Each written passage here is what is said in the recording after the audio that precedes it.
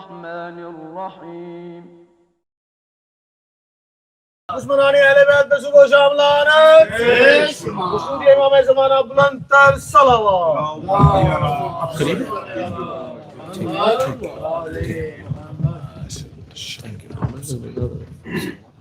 فاتح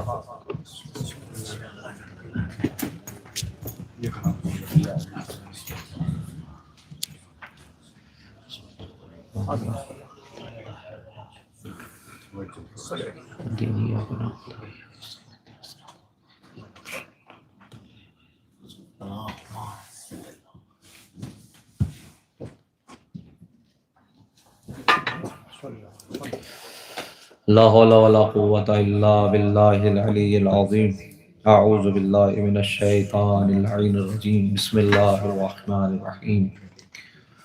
الحمد للہ الذی لا یبلغ مدحتہ القائلون ولا یحصی نعماءہ العادون ولا یؤدی حقہ المجتہدون، الذی لا یدرکہ بعد الہمم ولا ینالہ غوث الفتن، الذی لیس لصفاتہ حد محدود ولا نعت موجود ولا وقت معدود ولا اجل ممدود، فطر الخلائق بقدرته ونشر الرياح برحمته وابتدى بالصخور ميدان ارضه، هو الذي اله كل شيء وخالق كل شيء وصانع كل شيء وعالم بكل شيء، هو الحي الذي يحيي كل حي وحي الذي يميت كل حي وحي الذي قبل كل حي وحي الذي بعد كل حي وحي الذي ليس كمثله حي، والصلاة والسلام على رسول الثقلين محبوب رب المشرقين والمغربين جد الحسن والحسين مولانا ومقتدانا ابي القاسم محمد اللهم صل على محمد وآلہ الطیبین الطاہرین المعصومین المظلومین ولعنۃ اللہ علی اعدائہم اجمعین من یومنا الی قیام یوم الدین، اما بعد فقد قال اللہ تعالی فی کتابہ الکریم وہو اصدق الصادقین وقولہ الحق۔ بسم اللہ الرحمن الرحیم۔ هل أتى على الإنسان حين من الدهر لم يكن شيئا مذكورا۔ اللهم صل على محمد آپ سے گزارش ہے کہ تھوڑے تھوڑے آپ لوگ آگے تشریف لے آئیں، اور جو فرش اعضاء پر نہیں ہے ان سے بھی میری گزارش ہے کہ اگر وہ اندر تشریف لائیں فرش اعضاء پہ تو زیادہ بہتر ہے، اس لیے ایک صلوات پڑھے گا محمد وآل محمد۔ اللهم صل على محمد وعلى محمد۔ امام رضا علیہ السلام نے فرمایا من جلسا مجلسا، جو مجلس میں بیٹھے، یوحا فیہ امرنا، جس میں ہمارے امر کو زندہ کیا جائے، لا تموت القلوب، تو وہ دل کبھی مردہ نہیں ہوں گے اس دن کے جس دن سارے دلوں پر پس مردگی ہوگی۔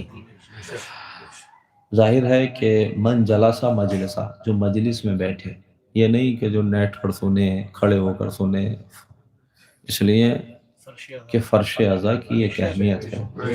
میں اکثر یہ کہتا ہوں کہ اگر آپ کو یہ دیکھنا ہو، ہم لوگ عام طور سے کیا کرتے ہیں، اگر خدا نہ کرے کہ کسی کے یہاں کوئی انتقال ہو جائے تو جنازے کے پاس کون افراد ملیں گے؟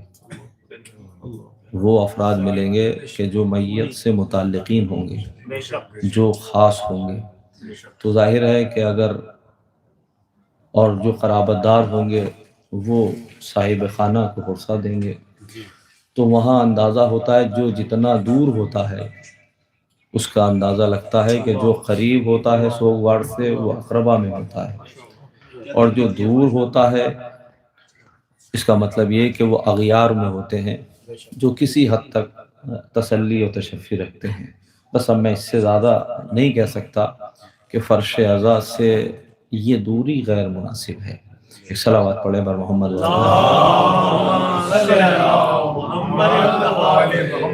دیکھیے یہ بہت بڑی ذمہ داری ہے، اور یہ ذمہ داری ہے کہ فرش اعضاء کو آپ معمولی نہ سمجھیں۔ ایک طرف ہم یہ عقیدہ رکھتے ہیں، روایات میں ہیں کہ یہاں پنجتن پاک آتے ہیں، تو اگر پنجتن پاک آتے ہیں، بی بی سلام اللہ علیہ آتی ہیں، تو کیا آپ یہ پسند فرمائیں گے کہ آپ کے گھر میں کوئی مہمان آئے اور مہمان بھی وہ جو فخر کائنات ہو؟ تو آپ وہاں سے دوری بنائیں، تو یہ عام مہمان پسند نہیں کرتا، چاہے جائے کہ وہ ذوات مقدسہ۔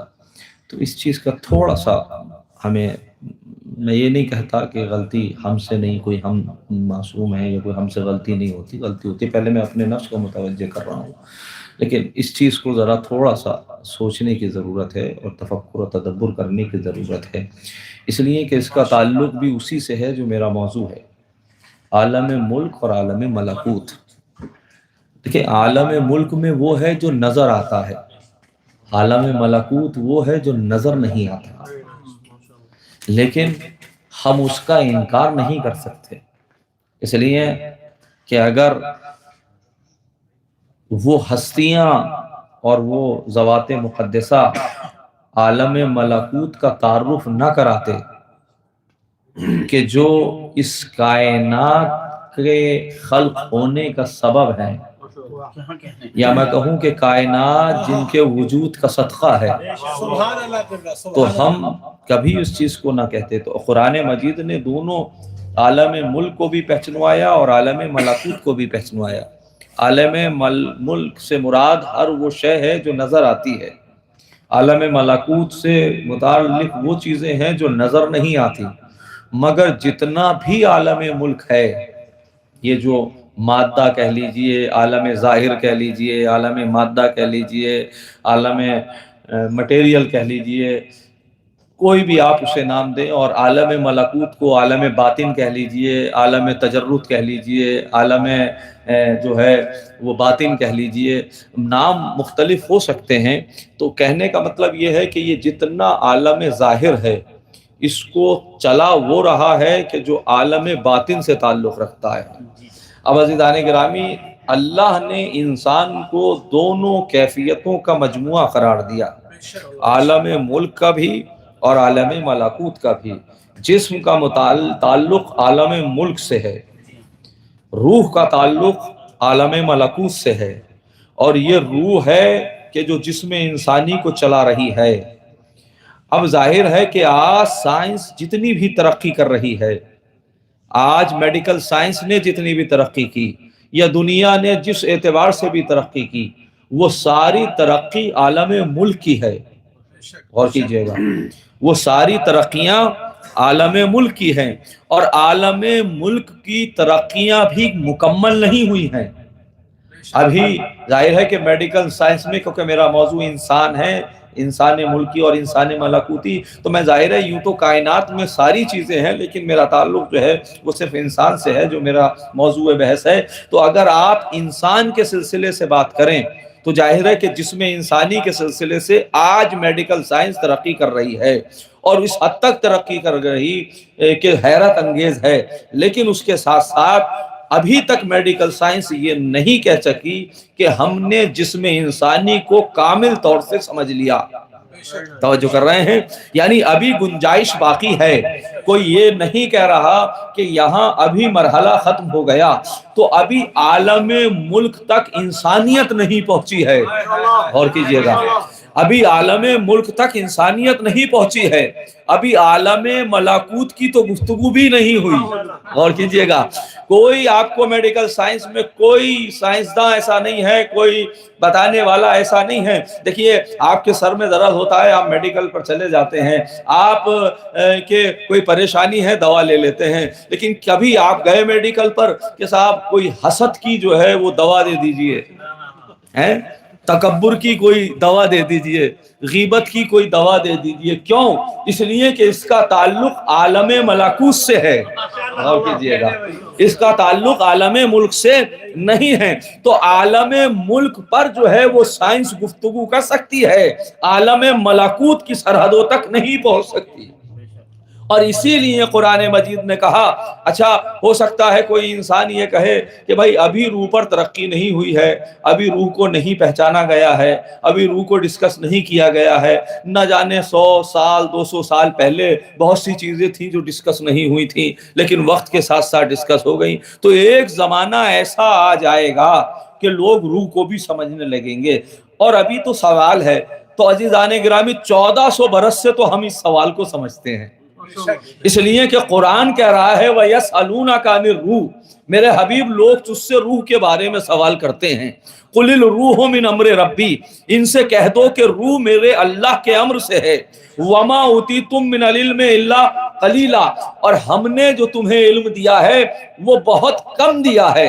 غور کر رہے ہیں، ہم نے جو تمہیں علم دیا ہے وہ بہت کم دیا ہے۔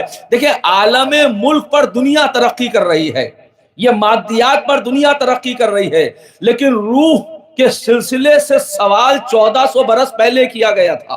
غور کیجئے گا، 1400 برس پہلے یہ سوال کیا گیا تھا، اب تک اس کا جواب نہیں آیا۔ توجہ کیجئے گا، اب تک اس کا اچھا جواب قرآن نے دیا بڑا مختصر طریقے سے۔ کیا کہا؟ وَيَسْأَلُونَكَ عَنِ الرُّوحِ، میرے حبیب لوگ تم سے روح کے بارے میں سوال کرتے ہیں، قُلِ الرُّوحُ مِنْ أَمْرِ رَبِّي، ان سے کہہ دو کہ روح میرے اللہ کے امر میں سے ہے، یعنی میرے رب کے امر میں سے جو ہے وہ روح ہے۔ اچھا اب یہ انداز قرآن کا کیا ہے؟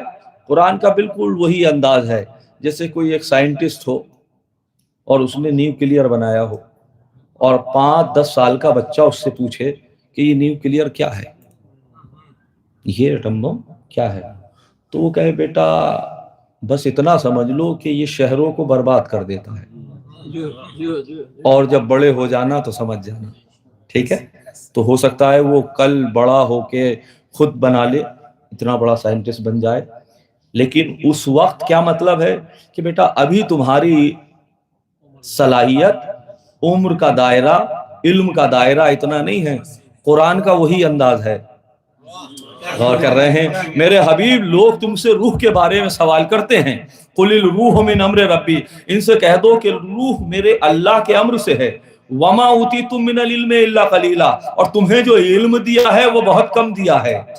غور کر رہے ہیں، لیکن وہ جو سوال ہے وہ عالم ملک کا ہے، تو لہٰذا بڑے ہو کر انسان اس معاملات کو سمجھ سکتا ہے، لیکن یہ آیت تو منسوخ نہیں ہوئی نا، اور اس آیت کو جانا ہے ظہور امام تک، اس آیت کو جانا ہے قیامت تک، تو انسان ترقی کرتا رہے گا، مگر یہ آیت کہتی رہے گی کہ تمہیں علم کم دیا ہے۔ غور کیجئے گا، تمہیں علم کم دیا ہے، اس کا مطلب یہ ہے کہ انسان کتنی بھی کوشش کر لے وہ حقیقت روح تک نہیں پہنچ سکتا، وہ اپنے عالم ملکوت کی سرحدوں کو طے نہیں کر سکتا۔ تو اللہ نے ایک طرف انسان کو عالم ملک بنایا، دوسری طرف جو ہے انسان کو ملکوت کا مظہر قرار دیا۔ یہ عالم ملک اور ملکوت کا بہترین سنگم ہے۔ توجہ کر رہے ہیں، یہ بہترین اتصال ہے انسان کا، تو انسان نے آج تک روح کی حقیقت کو نہیں سمجھا۔ توجہ کیجئے گا کہ قرآن نے کیا کہا، من امر ربی، میرے اللہ کے امر سے ہے، میرے رب کے امر سے ہے۔ دیکھیں کائنات کی ہر شے امر الہی سے چل رہی ہے۔ غور کیجئے گا، اچھا امر کیا ہے؟ غور کیجئے گا، قرآن نے سورہ یاسین میں فرمایا انما امرہ اذا اراد شیئا ان یقول لہ کن فیکون، اس کا امر یہ ہے کہ جب وہ کسی شے کا ارادہ رکھتا ہے تو وہ کہتا ہے ہو جا، تو وہ شے ہو جاتی ہے۔ تو اس کا مطلب یہ ہے کہ روح ہے عالم ملکوت سے، اور لہذا روح ہے امر الہی، اور امر کیا ہے؟ ارادہ الہیہ۔ غور کیجئے گا، تو ارادہ الہیہ سے پوری کائنات جو ہے وہ چل رہی ہے۔ اچھا چلیے میں قرآن کے حوالے سے آپ کے سامنے پیش کر دوں کہ یہ امر الہی کیا ہے۔ کائنات کی ہر شے امر الہی سے چل رہی ہے۔ غور کیجئے گا، کیونکہ روح کیا ہے؟ وَيَسْأَلُونَكَ عَنِ الرُّوحِ قُلِ الرُّوحُ مِنْ أَمْرِ رَبِّي، ان سے کہہ دو کہ روح میرے اللہ کا امر ہے۔ تو اگر روح اللہ کا امر ہے تو پھر امر کیا ہے؟ غور کیجئے گا، اچھا امر کیا ہے؟ میں نے کہا کہ امر وہ ہے کہ جس کی بنیاد پر انسان زندہ ہے، امر وہ ہے جس کی وجہ سے یہ کائنات چل رہی ہے، امر وہ ہے۔ چلیے آپ سورہ اکثر پڑھتے رہتے ہیں، اور واجب سورہ میں واجب نمازوں میں مستحب بھی ہے، انا انزلناہ فی لیلۃ القدر وما ادراک ما لیلۃ القدر لیلۃ القدر خیر من الف شہر تنزل الملائکۃ والروح فیہا۔ ملائکہ نازل ہوتے تھے یا نازل ہوتے ہیں؟ بھئی ملائکہ نازل ہوتے ہیں، تنزل الملائکۃ والروح فیہا، فیہا یعنی اس شب میں، اس رات میں، باذن ربہم، اپنے پروردگار کے امر اذن سے، من کل امر، سارے امر کو لے کر نازل ہوتے ہیں۔ کون مرے گا، کون جیے گا، کون پیدا ہوگا، درخت سے کتنے پتے گریں گے، یہ سب امر ہے نا. تو یہ نازل کہاں ہوتے ہیں؟ بھائی عزیزو توجہ کیجئے گا، مجھے تلاش ہے بھائی امر کو آپ نے سمجھا تو کم سے کم اولو الامر کو تو سمجھیے، صاحبان امر کو تو سمجھیے. بھائی امر سے جو ہے وہ ساری چیزیں وجود پاتی ہیں، یہ امر ہے تو کوئی اولو الامر تو ہونا چاہیے نا. اس لیے اب میں آپ سے پوچھ رہا ہوں بھائی فرشتہ کیا آپ پر نازل ہوتا ہے؟ کوئی ایسا انسان جو یہ کہے کہ میرے اوپر فرشتہ نازل ہوتا ہے؟ ہاں ایک دن آئے گا تو، لیکن پھر بتا نہیں سکتا ہے. نازل تو ہوگا مگر وہ کہنے کے لیے چھوڑے گا نہیں، وہ کیفیت کو سمجھنے نہیں دے گا. جب آئے گا تو لے جائے گا. لائی حیات آئے قضا لے چلی چلے، اپنی خوشی سے آئے نہ اپنی خوشی چلے. تو جب وہ آئے گا تو لے جائے گا. تو اب آیت کیا کہہ رہی ہے؟ تنزل الملائکہ، ملائکہ نازل ہوتے ہیں اور ہوتے رہیں گے پورے امر کے ساتھ. یہ ذہن میں رہے کہ روح ہے امر الہی، تو پورے امر کے، یہ ایک امر ہے روح. اور قرآن کیا کہہ رہا ہے؟ من کل امر، ہر امر کے ساتھ جو ہے یہ نازل ہوتے ہیں. اب میں آپ سے یہ کہوں کہ میاں فلاں جگہ پر جو ہے وہ فلائٹ اترتی ہے تو اس کا مطلب وہاں رن وے ہے، اس کا مطلب کہ وہاں پر ایئرپورٹ ہے، یا کہیں بھی اتار لیں گے ہیں، تو اس کا مطلب یہ ہے کہ وہاں رن وے ہونا ضروری ہے، وہاں ایئرپورٹ ہونا ضروری ہے جہاں یہ فلائٹ اترے. اب اگر فرشتہ کہیں اترے تو کوئی ایسا صاحب امر تو ہو، توجہ کیجیے گا، کوئی ایسا صاحب امر تو ہونا چاہیے نا کہ جس کے اوپر یہ فرشتہ اترے. اس لیے کہ یہ ہر کسی پہ نہیں اترتا، اس لیے کہ جب یہ بولتا ہے تو ضرور ہر انسان سمجھ بھی نہیں پاتا.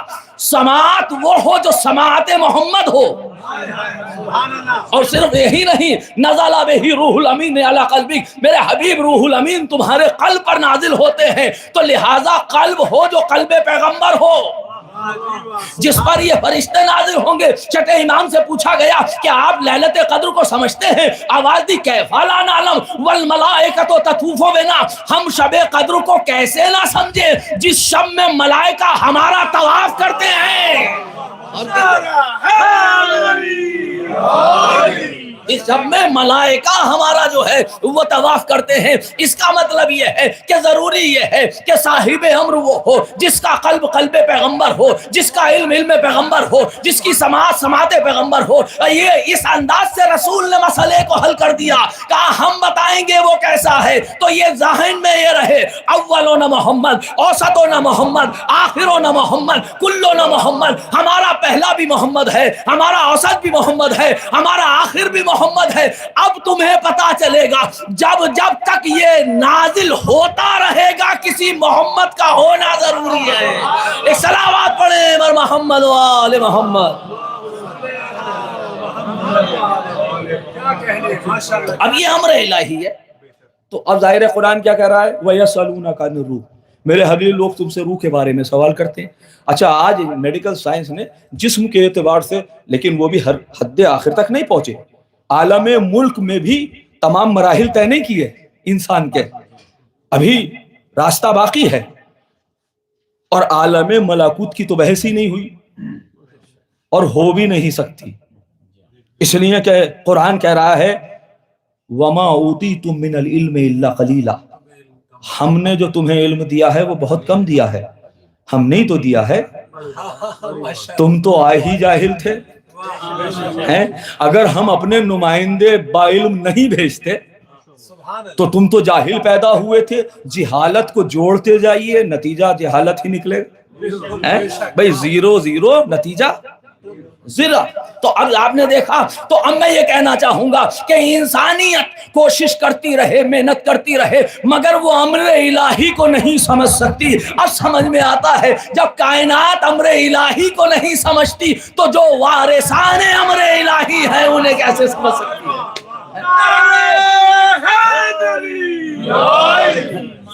بھئی اسی لیے کہا ہے علی تمام اشجار قلم بن جائیں، تمام روشنائی دوات بن جائیں اور تیرے فضائل لکھیں تو حق ادا نہیں ہوگا ہیں؟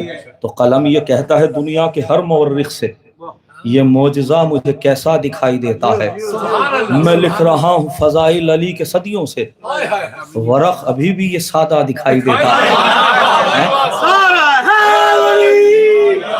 تو یہ سادہ رہے گا، توجہ کر رہے ہیں، یہ سادہ رہے گا اس لیے کہ ابھی تو عالم ملک کے کمالات طے نہیں ہوئے، تو عالم ملکوت کے کمالات کیسے طے ہوں گے؟ بذرا غور کیجئے گا، بس میں آخری مرحلوں پہ ہوں تاکہ گفتگو جو ہے وہ وقت کے اندر تمام ہو جائے۔ تو یسألون، لوگ مجھ سے روح کے بارے میں سوال کرتے ہیں، قرآن نے کیا کہا کہ من امر ربی، میرے اللہ کے امر سے ہے، اور امر الہی کی جو تعریف کی قرآن نے کیسے کی، انما امرہ اذا اراد شیئا ان یقول لہ کن فیکون، جب وہ کسی شے کا ارادہ کرتا ہے تو کہتا ہے ہو جا، تو وہ ہو جاتی ہے۔ اچھا کہتا ہے،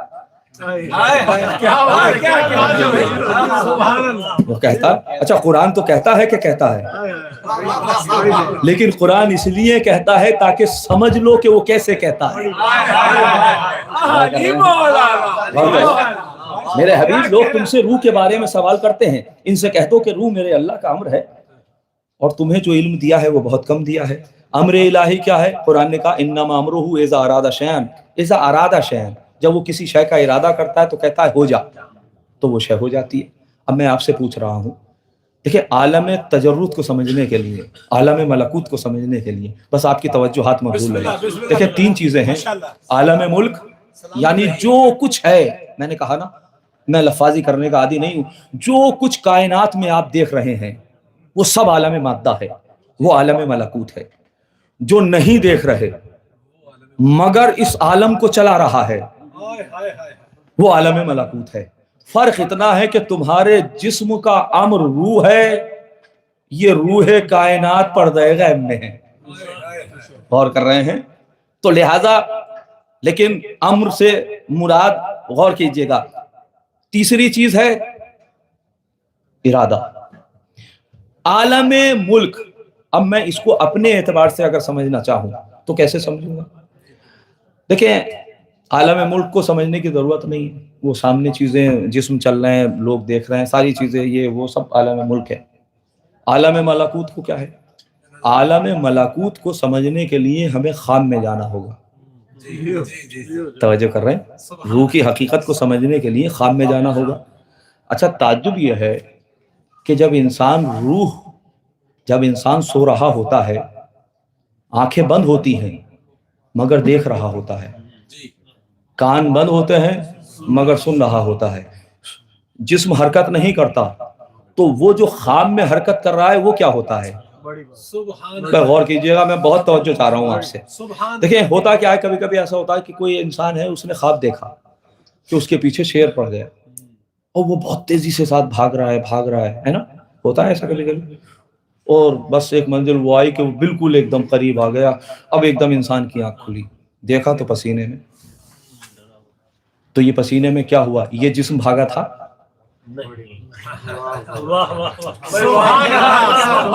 بھائی جسم تو آرام کر رہا تھا نا، تو پسینے میں آپ کیوں؟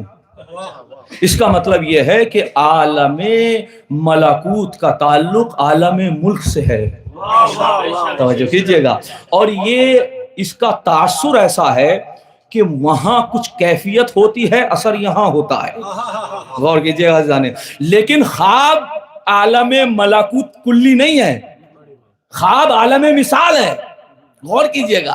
پھر عالم ملک کیا ہے، ملکوت کیا ہے، وہ ذرا محسوس کیجئے۔ یہ عالم مثال ہے۔ عالم مثال کا کیا مطلب ہے؟ عالم مثال کا مطلب ہے کہ ٹھیک ہے جو کچھ ہے اس کا تعلق میٹر سے نہیں ہے، مادے سے نہیں ہے، لیکن کسی حد تک اس کا تعلق مادے سے ہے، غور کیجئے گا، بالکل مجرد نہیں ہے۔ یہی تو وجہ ہے کہ دکھتا ہے۔ بھائی جب خواب آپ دیکھ رہے ہوتے ہیں تو کوئی جسم دکھتا ہے یا نہیں؟ آپ کی آنکھیں دکھتی ہیں یا نہیں؟ سامنے جو شخصیات ہوتی ہیں وہ دکھتی ہیں، لیکن کیا یہی جسم دکھتا ہے؟ کیا وہی جسم دکھتے ہیں جو بیداری میں دکھتے ہیں؟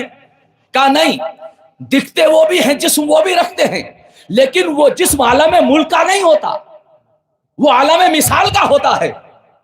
تو پھر عالم ملکوت کیا ہے؟ عزیز و توجہ کیجیے گا، بس میں آ گیا اس نتیجے پہ جہاں مجھے لے کے آنا ہے، غور کیجیے گا۔ تو لہذا عالم ملکوت کیا ہے؟ میں آپ سے پوچھ رہا ہوں، ذرا ارادہ سمجھیے، اللہ نے آپ کے ارادے کو، ارادہ کیا ہے؟ آپ یقین جانیے کہ سب سے اچھی چیز جو آپ کے پاس ہے وہ آپ کا ارادہ ہے۔ غور کیجیے گا، ارادہ کیا ہے؟ ہمارا ارادہ، ہم جب کوئی ارادہ کرتے ہیں، ارادے کا تعلق مادے سے ہے یا ملکوت سے ہے؟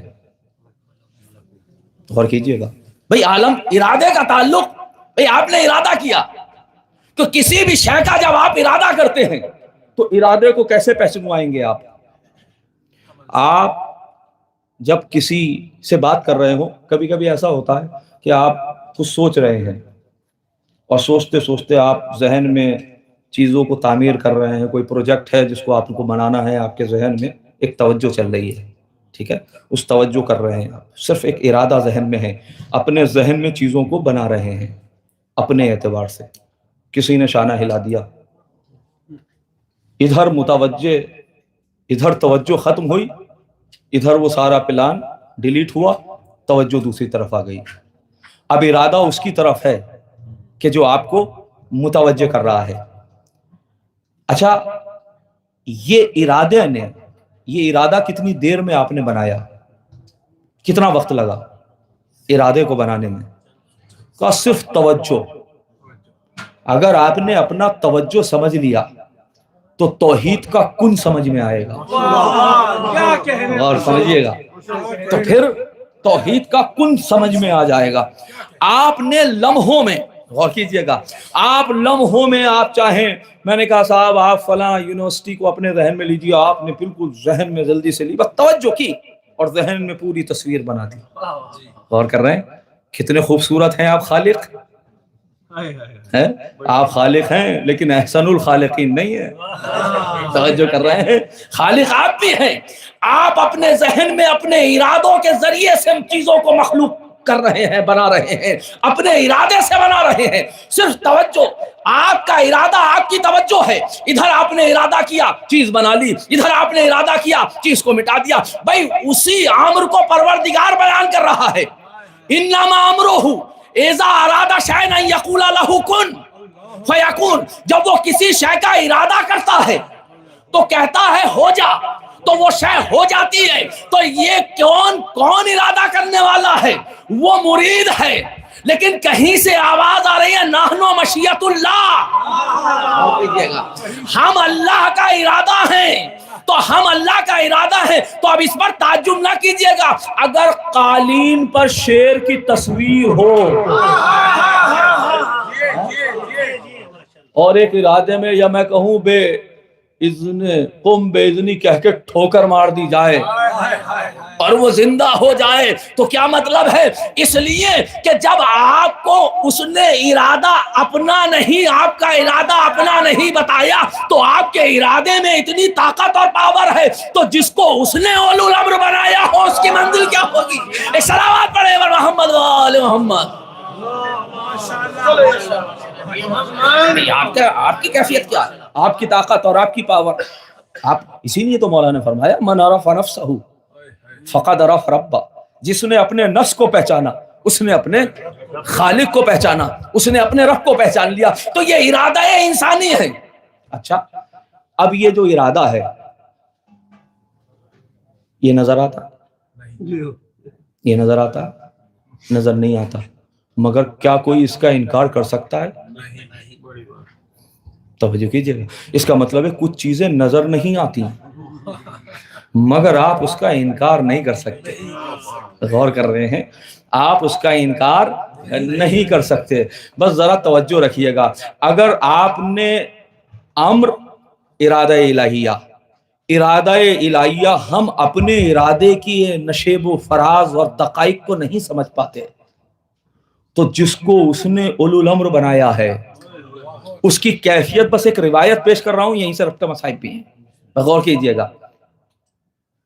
ایک شخص ہے مفلوج ہے، یعنی عالم ملک مفلوج ہے لیکن عالم ملکوت بہت بیدار ہے۔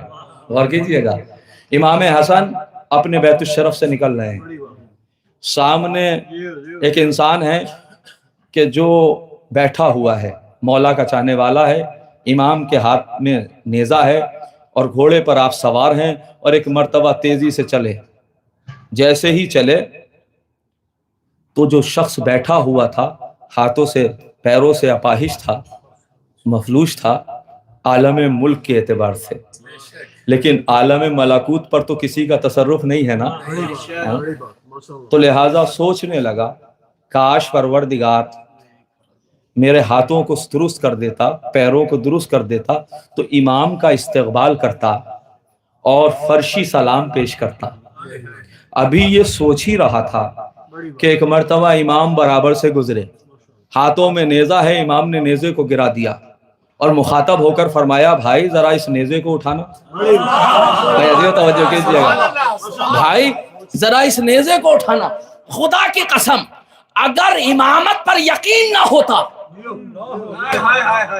تو کبھی صحیح نہیں ہو سکتا تھا، لیکن سمجھ رہا تھا اگر میرا مولا حکم دے رہا ہے تو کیفیت کچھ بھی صحیح مجھے کرنا چاہیے، اس لیے کہ حکم اس کا نہیں دے سکتا تو میں نہیں کر سکتا، اور کر دیا جا۔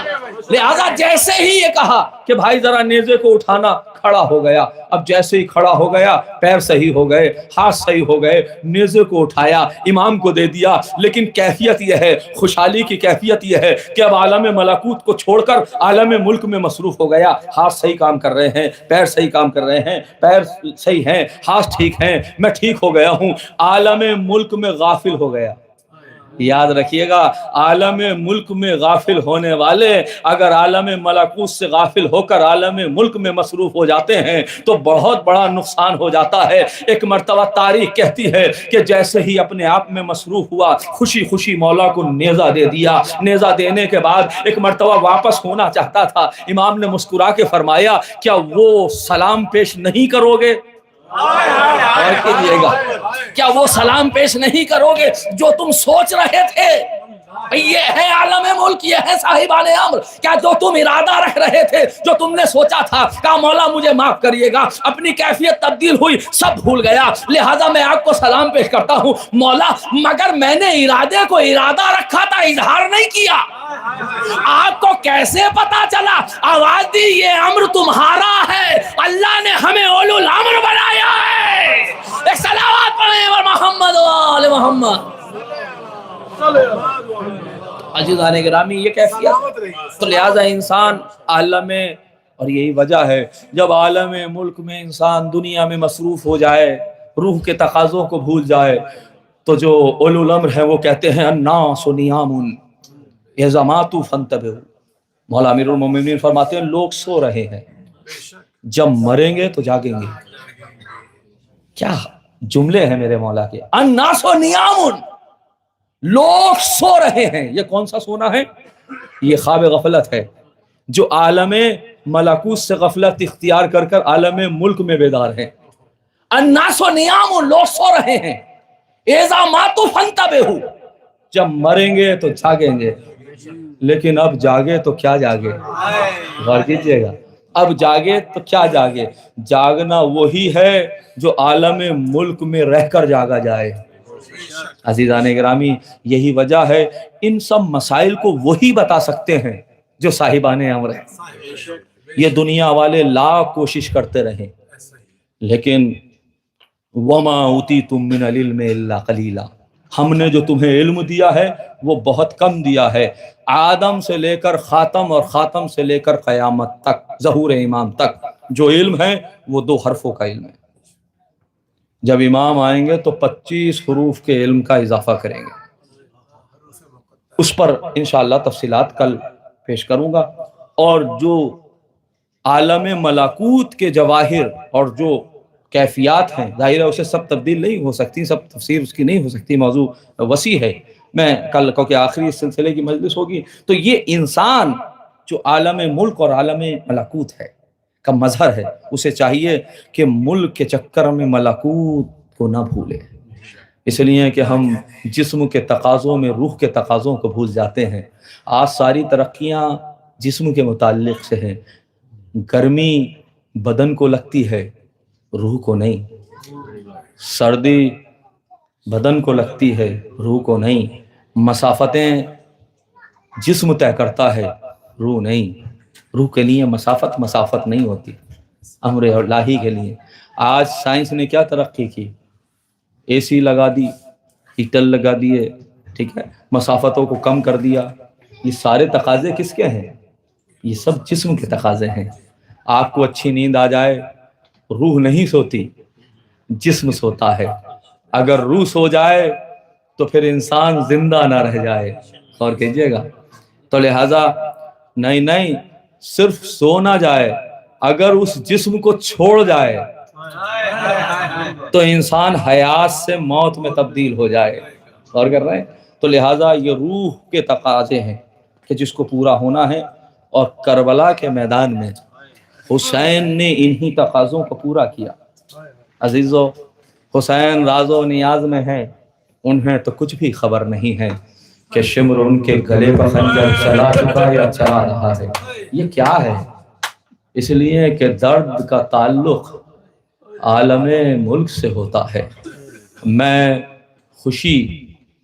اظہار خوشی کی بات نہیں کر رہا ہوں، روح کے بھی کچھ تقاضے ہوتے ہیں جس کی تفصیلات کل پیش کروں گا۔ لیکن عزیزو، جسم کتنے دن زندہ رہے گا؟ 100 سال، 150 سال، لیکن روح کی کوئی قید نہیں ہے۔ خلقتم للبقاء ما خلقتم للفنا، ہم نے تمہیں باقی رہنے کے لیے پیدا کیا ہے، ہم نے تمہیں فنا ہونے کے لیے پیدا نہیں کیا۔ لیکن عزیزو، کربلا کے میدان میں جو کیفیات ہیں، تاریخ کے جملے یہ ہیں، جیسا جیسا عاشور کا دن گزر رہا تھا، حسین کا چہرہ اور منور ہوتا جا رہا تھا۔ کیوں؟ اس لیے کہ تم عالم ملک کو تکلیف دے سکتے ہو، لیکن عالم ملکوت پر تم قابض نہیں ہو۔ حسین کا وہ منزل اطمینان، حسین کی وہ منزل یقین۔ لیکن عزیزو، کربلا میں کون سا ظلم نہیں ہوا؟ ظاہر ہے تاریخ شاہد ہے، ایام ظاہر ہے، آج 18 تاریخ گزر چکی ہے۔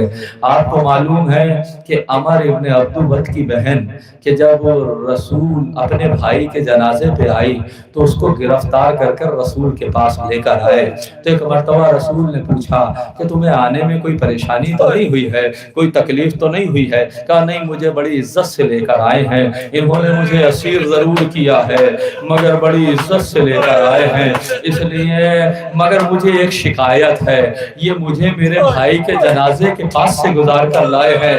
رسول کی جبیں پہ شکن آ گئی، آواز دی، بلال تم کتنے سنگ دل ہو، ایک بہن کو اپنے بھائی کے برابر سے گزار کر جنازے سے لے کر آئے ہو۔ عزیزو، تاریخ نے ایک واقعہ حمزہ کا بھی لکھا۔ جناب حمزہ کی جب شہادت ہوئی ہے تو ایک مرتبہ صفیہ بہن ہے جو زیارت کے لیے بھائی کے جنازے پر آ رہی ہیں۔ تاریخ کہتی ہے کہ جیسے ہی رسول نے صفیہ کو، اپنی پھوپھی کو آتے ہوئے دیکھا، علی سے کہا، علی میرے چچا کا جنازہ اتنا زیادہ سنگین ہو چکا ہے کہ بہن برداشت نہ کر سکے گی، اس لیے کہ جگر خارہ نے کلیجے کو چبایا ہے۔ جنازے کی پوزیشن اور حالات بڑے متغیر ہیں، کسی طریقے سے جنازے کو ڈھک دو۔ جنگ کے میدان میں علی کیا کرتے؟ بس اپنی ردا کو اٹھایا اور جنازے پر رکھ دیا تاکہ بہن اپنے بھائی کے جنازے کو نہ دیکھ سکے۔ میں کہوں گا یہ جنازے کی کیفیت حمزہ کی تھی، لیکن اللہ ذرا حسین کے جنازے کی کیفیت کو دیکھیے کہ جب سید سجاد نے دیکھا، جیسے ہی جنازے کو دیکھا کہ لاشا پارا پارا پڑا ہوا ہے، ایک مرتبہ رنگ چہرے کا متغیر ہو گیا۔ پشت ناقہ پہ زینب نے ایک مرتبہ فریاد کی، اے میرے ماجائے، اے میرے بھتیجے سید سجاد، اے میرے لاڈلے، میں یہ کیا منظر دیکھ رہی ہوں کہ تمہارے چہرے کا رنگ متغیر ہو رہا ہے، ایسا لگ رہا ہے کہ جیسے روح قفس عنصری سے پرواز کر جائے گی۔ آواز، اے پھوپھی اماں، وہ بیٹا کیا کرے جس کے باپ کا لاشا اس کی نگاہوں کے سامنے ہو، ہاتھوں میں ہتھکڑیاں ہو، پیروں میں بیڑیاں ہو، گلے میں توقے خاردار ہو، اور وہ اتنا مجبور ہو، وہ اتنا مظلوم ہو کہ بابا کے جنازے کو دفن نہ کر سکتا ہو۔ جزاکم ربکم خیر الجزا۔ لیجئے زینب آ گئی۔ جب بھائی کے جنازے پہ آئی تو زینب نے بھی مرثیہ پڑھا۔ تاریخ کہتی ہے، عجیب جملہ ہے زینب کا، ایک مرتبہ نشیب میں اتری، بھائی کے جنازے کو دیکھا، پارا پارا لاشا ہے، گھوڑے دوڑا دیے گئے ہیں۔ ایک مرتبہ بھائی کے قریب آتی ہیں، جسم پر سر نہیں ہے، بریدہ جسم ہے، ایک جملہ کہا، انت اخی الحسین، کیا تو ہی میرا بھائی حسین ہے؟ اور یہ کہہ کر مدینے کا رخ کیا، السلام علیکہ یا جدہ، اے نانا آپ پر ہو میرا سلام ہو، نانا آپ پر فرشتے سلام پڑھتے ہیں، نانا ھذا الحسین مرمل بالدماء، یہ حسین ہے جو خون میں غلتا ہے، یہ آپ کا نواسا ہے، مقتول اعضا جس کے اعضا پارے پارا ہو چکے ہیں، مقتول راس من القفا جسے پسے پش سے ذبح کر دیا گیا ہے، مسلوب الامامت والردا جس کے امامے اور ردا کو چھین لیا گیا۔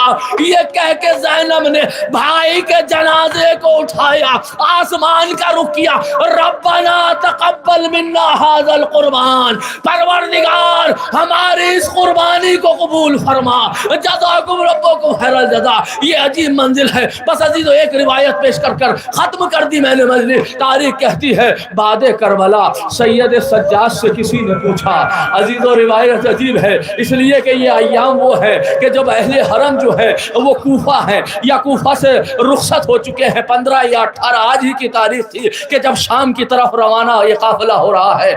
بعد کربلا سے ایک شخص سید سجاد کے پاس آیا، اے سید سجاد، مولا میں نہیں کہتا، میرا ایک جاننے والا ہے، وہ ابن زیاد کے دربار میں کام کرتا ہے، اس کا کہنا یہ ہے کہ جب آپ ابن زیاد کے دربار میں گئے اس وقت وہ موجود تھا، اور جس وقت آپ کے چچا مختار گئے ہیں اس وقت بھی وہ موجود تھا، لیکن اس کا کہنا یہ ہے کہ جب مختار نے دربار میں قدم رکھا تو جانے کا انداز یہ تھا کہ سینہ چوڑا کیے ہوئے تھے، سر کو بلند کیے ہوئے تھے، کوئی خوف و ہراس کی کیفیت نہیں تھی، بڑی شان سے قدم رکھا تھا، اور جب سپاہیوں نے کہا کہ تو نے امیر کو سلام نہیں کیا تو ایک جملہ کہا، مالی امیر سور حسین، حسین کے علاوہ میرا کوئی امیر نہیں ہے، لیکن مولا وہ میرا جاننے والا یہ کہتا ہے کہ جب آپ نے دربار ابن زیاد میں قدم رکھا تو آپ کا شانہ ڈھلا ہوا تھا، سر نیچے تھا، مولا شجاعت میں امام کہیں آگے ہوتا ہے، صبر میں کہیں آگے ہوتا ہے، مولا اس کی کیا وجہ ہے کہ جب آپ نے دربار میں قدم رکھا تو آپ کے شانے ڈھلے ہوئے تھے، سر جھکا ہوا تھا۔ مولا نے فرمایا کیا اس نے یہ نہیں بتایا کہ جب مختار نے قدم رکھا تو یک و تنہا تھے، لیکن جب سید سجاد گئے تو ماں بہنوں کے کھلے ہوئے سار، غیرت سجاد نے گوارا نہ کیا کہ سر کو بلند کرے، واہ سجادہ واہ مظلومہ۔